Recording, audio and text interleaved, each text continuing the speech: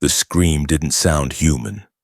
It tore through the trees just before sunrise, ragged, high-pitched, and broken in the way only dying things scream. A coyote would have run from it. Birds scattered from the pine canopy. And the man riding below froze in his saddle. He wasn't alone. 3 children sat behind him, bundled in hand-me-down coats. The oldest, a boy of 12, looked toward the creek. The youngest girl whispered, "Was that an animal?" "Pa," he didn't answer. The scream came again, quieter this time, more like a whimper soaked in blood. He slid from the saddle, boots crunching through frost-bitten pine needles, and moved toward the sound without drawing his rifle. Something about it wasn't right. There, in the clearing just off the iced-over creek, was a figure curled beneath a broken cedar log. At first, he thought it was a child, but then he saw the long black hair, matted with dried leaves, and the brown leg twisted backward in the iron jaws of a bear trap. Her mouth was gagged, stuffed with a wad of cloth that had frozen to her lips. Her eyes, however, were wide open, not pleading, not even angry, just past the pain, watching the sun come up like it was the last thing she'd ever see. The man didn't ask who she was. He didn't ask who set the trap. He didn't yell for help. He only moved, quickly and quietly, kneeling beside her, placing one gloved hand on the cold steel. Her body flinched, like she expected more pain. But he didn't move the trap. Not yet. He was checking her pulse, her breath, her eyes. Her arms were scratched up, her dress torn. Whoever caught her, this wasn't about hunting game. This was punishment. She had rope burns around her wrists, but no rope. She had cuts on her ankles, but only one was in the trap. And tied around her wrist was a small red thread.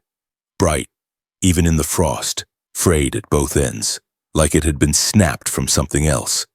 That red thread would return, again and again, in their home, in their hands, around their hearts. But not yet. "Get the water," the man said to his oldest boy. The trap teeth had sunk into her shin, not clean-angled, almost sideways. Her boot was gone, her foot bare and blue. She was freezing to death. He pulled a knife from his boot, angled it under the hinge of the trap, and twisted until the metal shrieked. Then he did something even more painful. He removed the gag. She didn't speak. She just looked at him, blinking slowly, like trying to focus on the shape of his face in the dawn light. He didn't press her.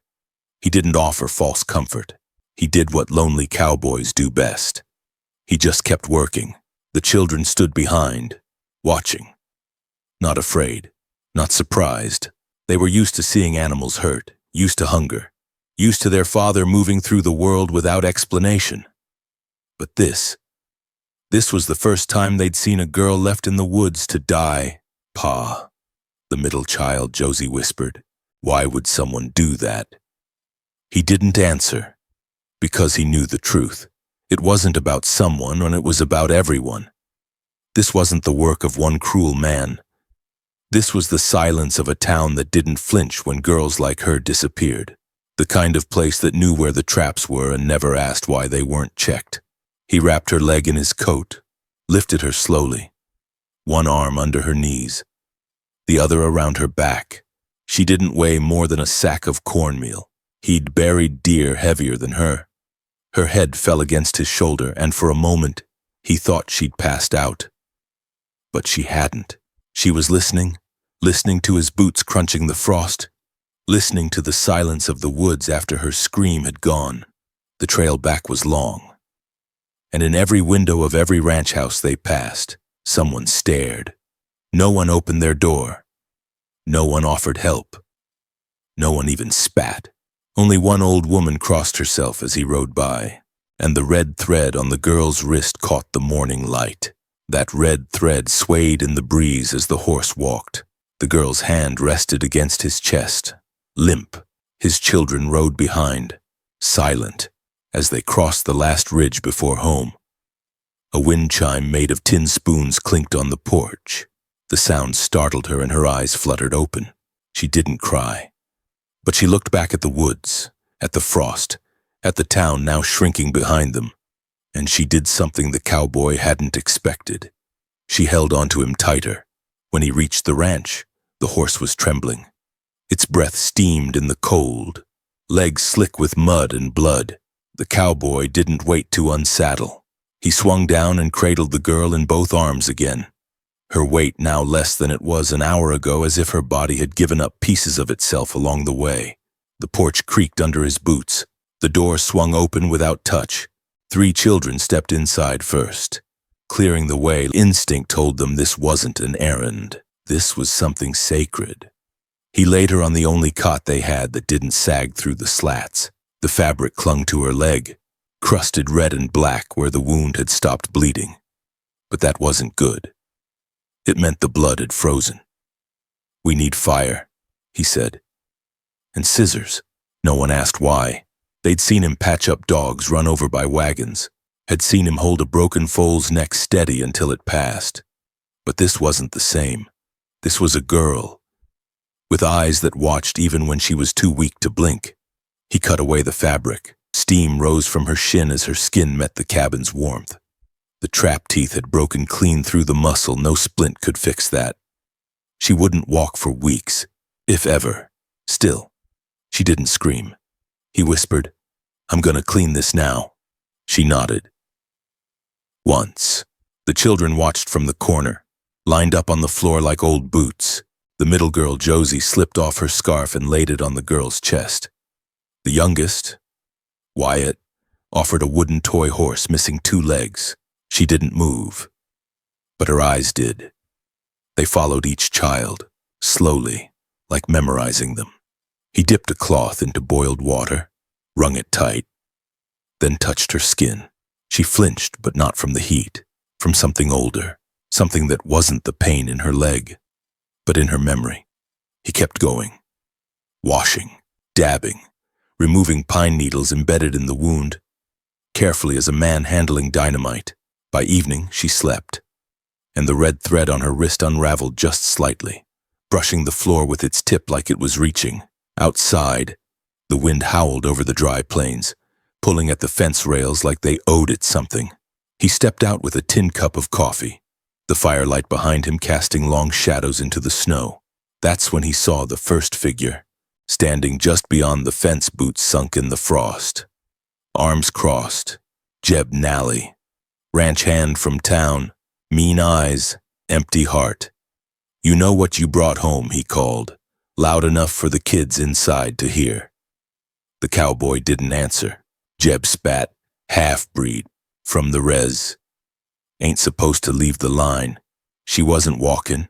She wasn't supposed to be anywhere." He didn't move. "She got a brother," Jeb added, smiling like it hurt him. "Went missing last fall. They think she did it. Witchcraft. Cursed." A pause. "You want that near your kids?" The cowboy took a slow sip of his coffee, then turned his back and walked inside. Later, when the fire dimmed and the wind finally quieted, the girl stirred, not fully awake, but her hand reached out from the blanket, toward something. The cowboy noticed. He walked over, knelt beside her. Her hand, small and calloused, brushed against the red thread near her wrist, and then she reached toward his coat pocket. He didn't stop her. From it, she pulled a worn button tied with a short length of red thread, one he kept from his wife's old blouse, the only thing his children had left of their mother. He hadn't touched it in months. Now, it sat between her fingers like she knew what it meant, and the thread from her wrist curled around it like it belonged there. He didn't take it back. Just watched her fingers hold the thread like memory itself.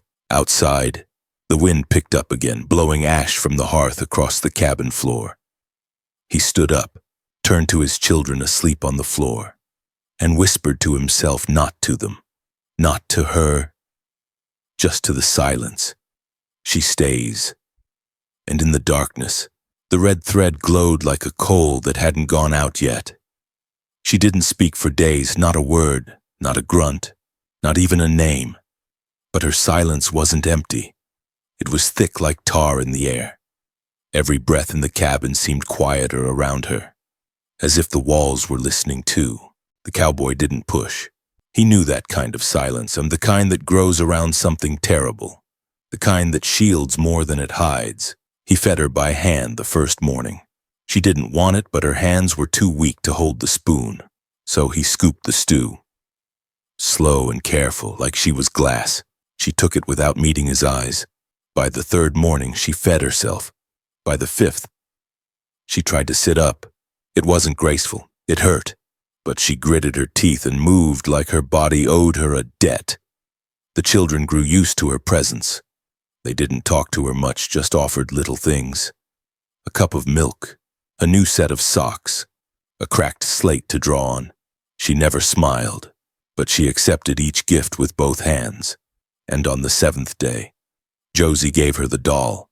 It was an old thing, stuffed with horsehair, missing an eye, but its yarn hair had once been sewn from red string nearly the same shade as the one on the girl's wrist.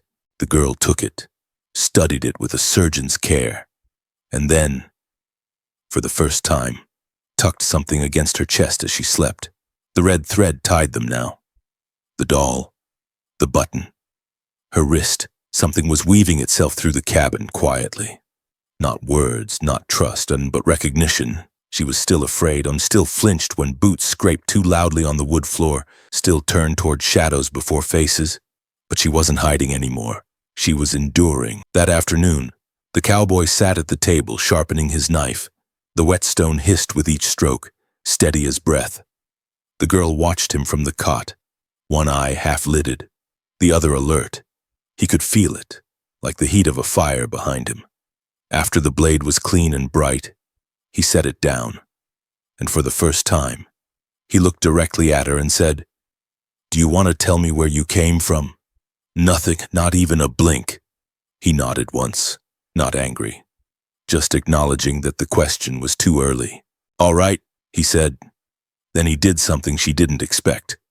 He picked up the knife, walked over to the fireplace and stuck it in. The metal hissed, glowing red. He left it there.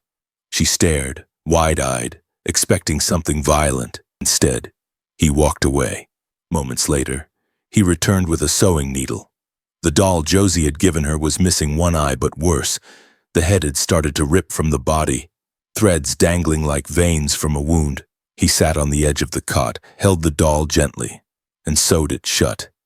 Red thread, slow and even, each pull precise. He didn't say a word. She didn't either, but her eyes shone differently after that. That night, a storm rolled in. Hard rain, slanted, the kind that turns roads to rivers and roofs to drums. Thunder cracked close. Lightning lit up the window like a photographer's flash. The girl didn't scream, but her breath caught.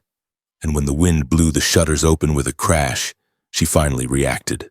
She flinched hard, grabbed the doll, and crawled off the cot in panic. Her legs screamed with pain, but she didn't care.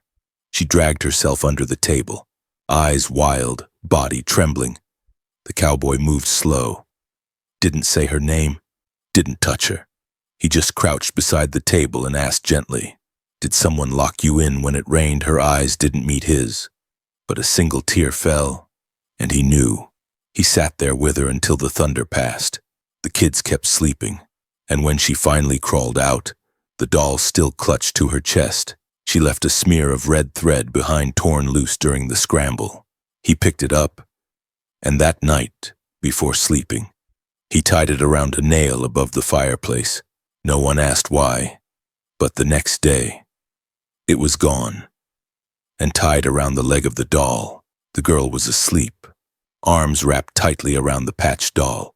The cowboy leaned over the map pinned to his wall, old tribal lands marked in faded red pencil. He touched one name, then another. Behind him, her voice broke the silence like ice cracking on a Lake Sani. He turned. "That's my brother's name." It was the first word she'd spoken, Sani. The name dropped into the cabin like a hammer wrapped in velvet. The cowboy turned slowly. The girl sat upright now, arms stiff, gaze locked on him. The doll rested in her lap like a witness. He didn't ask more. He just nodded. "Sani," he repeated, as if that was enough. But it wasn't. because in this part of Arizona territory, names had weight. And that one carried a ghost. The next day, he rode into town. It was market morning. Half the county gathered around barrels of dried beans and bolts of cloth. Children ran with sticks. Women haggled over tobacco. But when the cowboy's boots hit the wood planks outside the general store, the laughter dimmed. He asked for salt, flour, and a spool of red thread. Old Maybelle behind the counter narrowed her eyes. You patchin' clothes or sins, he didn't respond. But the silence got louder when Sheriff Emmett walked in. Big man. Bigger mustache. Bigger opinion. You brought her here, the sheriff said. No greeting, no question. The cowboy stood still. You know who she is? She's a girl with a busted leg. She's the sister of that Navajo kid who went missing near Raven's Hollow. Sani. He was accused of scalping 2 white traders. Went to trial. Escaped. Vanished. The cowboy didn't blink. And some folks think she helped him. She was caught in a bear trap. Emmett leaned in. We hang witches here, not rescue 'em. The general store fell dead quiet. Even the sugar sacks stopped settling. Then came the voice, thin, sharp, slicing through the tension. She didn't scream when he opened the trap. Everyone turned. Josie stood in the doorway. Dirty boots, wind-burnt cheeks, holding the doll with the red thread hair. She didn't scream. The girl repeated, but I did, when I got bit by a dog. She didn't. No one spoke. Just the sound of a fly bumping glass. By the time they returned home, a message had been scratched into the barn door. Return what ain't yours. Under it, a pile of rabbit bones strung together with string. The cowboy burned them that night, quietly. Without explanation, the girl saw. She didn't cry. She just stood in the shadows, watching the flames eat the bones like truth swallowing lies. Later, inside, he sat sharpening his knife again. Same whetstone, same rhythm. The girl reached out and placed the doll beside him.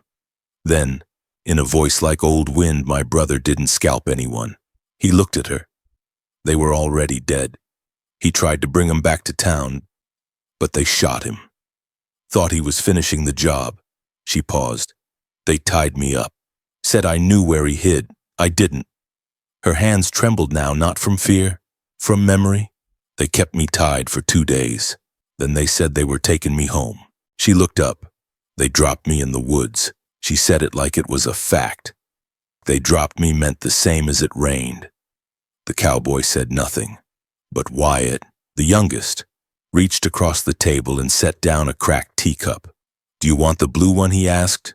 She stared at it, nodded, took it with both hands. And that night, for the first time, she drank tea with the others. The next morning, 4 men rode up to the ranch, no rifles drawn, not yet, just faces knotted in bitterness. One was Jeb Nally, another was Sheriff Emmett. We need to take her, Emmett said, tipping his hat. She's in no condition to travel, no, she's got no right being here.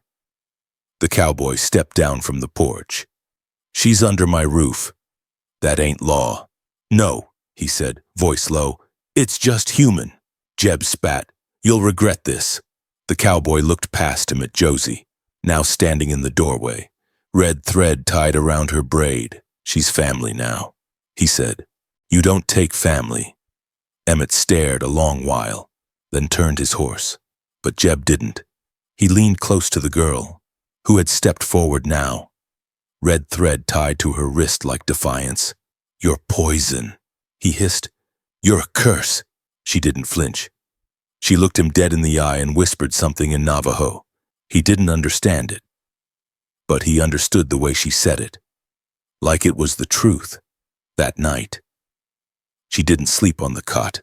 She limped across the room, dragging the blanket and the doll, and lay beside Josie on the floor.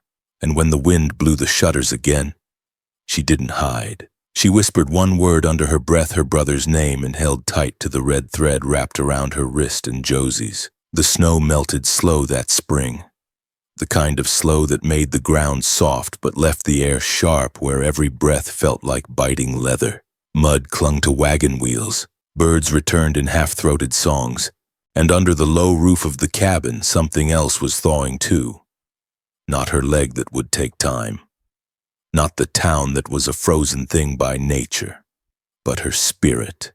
She walked again by the third week, not far, not fast. Each step was a win wrestled from pain. The cowboy carved a crutch from a cedar branch, smoothing the handle until it gleamed like bone. She never asked for help, but she leaned on it with a kind of pride, like she was taming the ground beneath her foot. She began working in the barn, not because he asked, because she needed to. She fixed things. That was her gift. She had an eye for broken leather and frayed reins, cracked bindings and buttons dangling by threads. Every night she'd sit in the corner by lantern glow. Red thread looped through her fingers, pulling it through torn saddle straps like she was stitching something deeper back together. Not just objects, not just herself. One night, while the cowboy mended a wagon wheel, she brought him a worn shirt, one of his. She had patched it, but there was a single stitch right along the left sleeve done in red. He touched it, confused, then looked at her. She didn't smile, didn't explain, just tied a second knot and walked away. Josie noticed. She wasn't jealous, and she was curious. She followed the girl to the barn one morning, doll in hand. "Do you like my pa?" she asked softly. The girl looked up, paused, then nodded. "Are you gonna be my new ma?" The girl's eyes went wide. She shook her head. "No." Josie frowned. "But you fixed his shirt." "I fixed the thread," the girl whispered. "Why red?" The girl hesitated, one then said something she'd never said before. "Nuns, in my tribe, red means remembering." Josie blinked. Remembering who we lost, who we are. Josie looked at the doll's hair, the red thread in her own braid, then hugged the girl without asking. They stayed that way for a while. The cowboy saw it from the porch and didn't say a word, just watched the way his daughter leaned into the girl like she'd always belonged there. And in that moment, something settled in him. Not desire, not even romance, but peace, the kind that grows only where pain has been tended. One evening, just before the last frost, he found her kneeling by the creek, same creek where she'd been found. But now she stood on both feet. The trap was gone. But its scars weren't. She touched the spot on her leg where the metal had pierced her. Then she turned to him and asked, "Why did you carry me?" He thought for a moment, then replied, "Because you were still breathing." She nodded, not satisfied, but not questioning further. "Where's your wife?" she asked next. He looked out over the creek, in the earth. She looked down. "I'm sorry. She died with the last fire. Winter came hard that year. I was gone getting food. Came back to a house full of smoke and 3 children trying to wake her." Silence. Then she reached into her pocket, pulled out a knot of red thread and handed it to him. "For her," she whispered. He took it. Fingers brushed. But that was all. He didn't touch her again. He never had to. Because she stayed. That night, she hung a string of red thread across the window just above the children's bedding. No one asked why, but it fluttered in the breeze like a banner, a promise, a ward, a memory that chose to remain. The next morning, the window was open. The red thread was gone. The children were gone too. The sheriff stood by the gate, arms crossed, rifle over his shoulder. "Child endangerment," he said. "You left them with a savage." The cowboy's breath was slow, silent. He looked at the empty beds, then down at his sleeve where a single red stitch glowed in the rising sun. And he whispered to the wind, "No more running." The cabin was too quiet. The beds were still warm. The red thread above the window had been sliced clean scissors, not wind. He stepped outside into the early sun. The sheriff stood with 2 deputies and a preacher, a wagon behind them. 3 small figures inside, silent, afraid, staring at their father like this wasn't real yet. "By authority of the county," Emmett said, "we're taking the children for their protection." The cowboy didn't speak. Town council says you're unfit, harboring a fugitive, living with a well. We don't have the right word for what she is. Say it, the cowboy said. Emmett hesitated, then spat, a red-skin witch. The wind died. The cowboy stepped forward. A rifle bolt clicked. Emmett raised his hand. Don't be foolish. They ain't your kids. No, they're the town's now. The wagon lurched forward. The children didn't cry. They knew not to. But Josie locked eyes with him as they passed, and with her small fingers, she lifted her braid. The red thread he'd tied was still there. It was the only thing that moved as the wagon rolled away. He didn't eat that day, didn't speak, didn't touch the girl, who now stood at the edge of the barn like a deer watching the field where its mate was just shot. She tried to hand him stew, and he didn't take it. Instead, he walked into the shed, lit a lantern, opened the long box. Inside, his wife's rifle, clean, oiled, unused since she died. He opened the bolt, slipped in one cartridge, then another, then tied something to the barrel, a single red thread. It fluttered in the lantern light like a whisper of defiance. She followed him out to the horse. Don't, she said. I have to. They'll kill you. He stared past her, toward town. If I let them take my children, then I already died. She stepped closer, placed her hand on the horse's neck. Then slowly, she unwrapped the red thread from her own wrist, tied it to the rifle barrel beside his. You carry 2 names now, she said. He nodded, then mounted up and rode. The town didn't see him coming at first. He didn't wear black. He didn't wear anger. He wore silence like armor. He rode down the center of the street, rifle in plain sight, stopping only when the wagon yard came into view. Children's voices inside, and guards outside.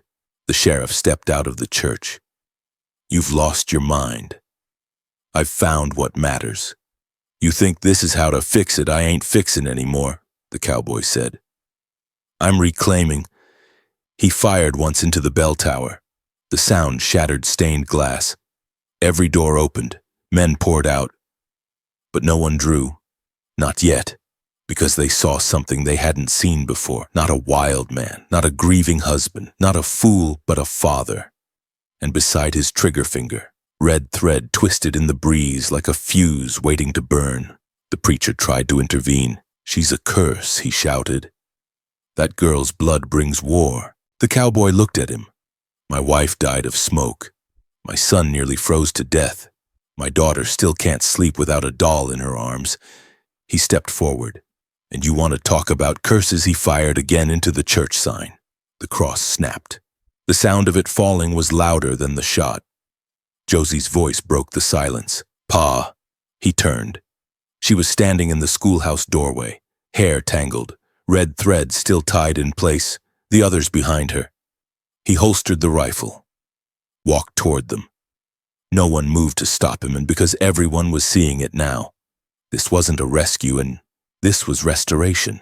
The sheriff stepped forward one last time. She'll never belong here. The cowboy turned slowly. I don't belong here either.